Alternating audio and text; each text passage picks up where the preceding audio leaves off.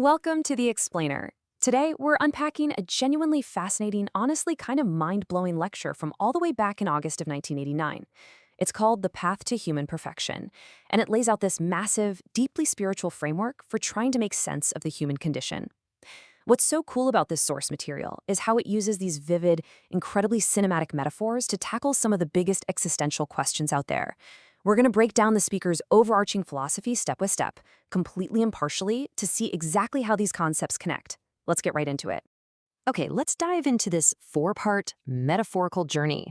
First, the miracle of existence. Second, the great tree analogy. Third, three principles of growth. And finally, polishing the mind's mirror.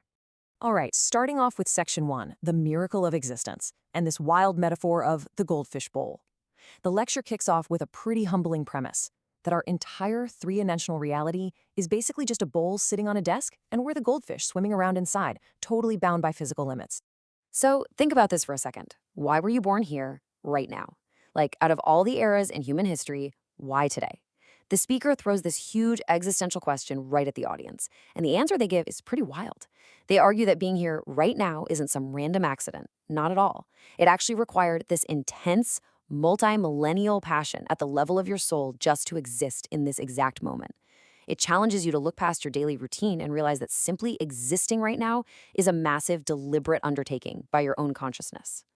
And that actually brings us to this really unique take on the guardian spirit. Usually people think of guardian angels as separate beings or unknown deities.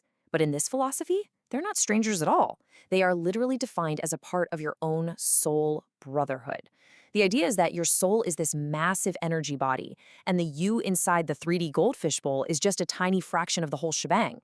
Your guardian spirit is basically the unseen part of you hanging out outside the bowl, actively guiding you, sending you sudden flashes of intuition, and nudging the right people into your path when you're chasing a higher purpose. You're literally never going at it alone. Moving right along to section 2, the great tree analogy and the connected life.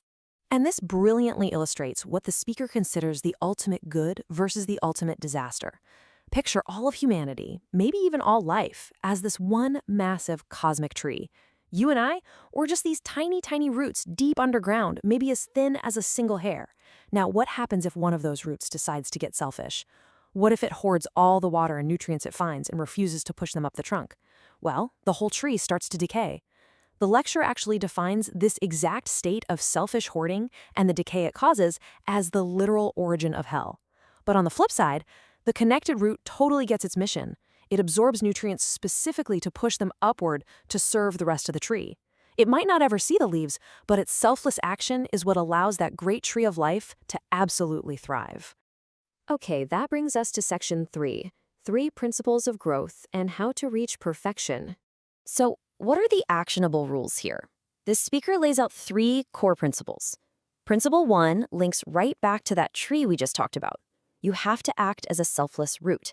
You have to realize true success isn't just about you, and whatever you gain needs to be passed on to serve the greater whole. Principle 2 is to unleash limitless spiritual work. And principle 3, let wisdom direct your passion.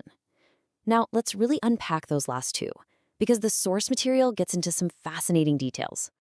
Take principle 2, for example, which we can look at as a 10,000 times multiplier. Think about the stark difference between physical work and spiritual work. Physical work is strictly finite, right? You can only tighten so many bolts on an assembly line in a day. But this lecture argues that when a person awakens to a larger mission and does spiritual or mental work, their impact becomes literally limitless. It's like a wildfire. One tiny blade of grass catching fire seems small, but it ignites the next one and the next until the whole landscape changes. A mental awakening, when you share it with others, isn't just doubling your effort, it's multiplying it by thousands or millions, completely smashing the boundaries of physical time and space. Now, what's really interesting about this slide is the exact formula the speaker gives for principle 3. They make it crystal clear. Knowledge alone is not power. Knowledge is just raw material. It only becomes powerful when you mix it with passion. And as you apply that passion out in the real world, you gain experience. So the ultimate equation the speaker arrives at is passion plus experience equals wisdom. The goal here is simple but difficult. You must strive to be tangibly wiser this year than you were last year. To drive that point home, the source material uses this fantastic analogy. The speaker says passion is just this raw, burning energy. But if you leave it unchecked, it's chaotic, it lacks direction. That's where wisdom comes in. Wisdom acts like the gears in a giant machine. Without the gears, that raw energy just blasts in one direction. Put the gears of wisdom in place, though, and suddenly you can channel that powerful passion, left, right, up, down, directing it into multiple constructive directions that actually benefit society. Basically, wisdom is the magic ingredient that makes your passion useful. All right, heading into our final part, Section 4, Polishing the Mind's Mirror and Daily Practice. So after laying out all these massive, cosmic concepts, the speaker brings it right back down to earth with a pretty stern warning. Having a grand mission doesn't make you immune to gathering daily mental dust. This exploration of the right mind requires 3 daily steps. First, you have to actively stop negative thoughts dead in their tracks, things like jealousy, complaining, or wanting to tear others down. Second, if you slip up and those thoughts actually turn into words or actions, you have to reflect on them immediately. And third, you just have to keep polishing your mind, constantly. The speaker even drops this personal anecdote, admitting that despite standing on stage leading thousands of people, he spent over an hour the night before in strict self-reflection. The takeaway? The higher you climb in life, the faster your mental mirror gathers dust. It's a daily, never-ending practice. We're going to wrap up this explainer with what is probably the most powerful and honestly kind of isolating realization from the whole lecture. The speaker points out a simple truth.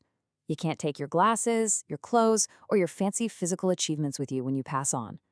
The only thing you can take with you when you die is your mind. It really leaves us with a heavy question to chew on. If our mind is our absolute only eternal possession, are we actually spending enough time today polishing our mirror and making sure our roots are connected to that greater tree? It's a really striking perspective from a fascinating piece of 1989 history. Thanks so much for joining me for this explainer today, and keep exploring.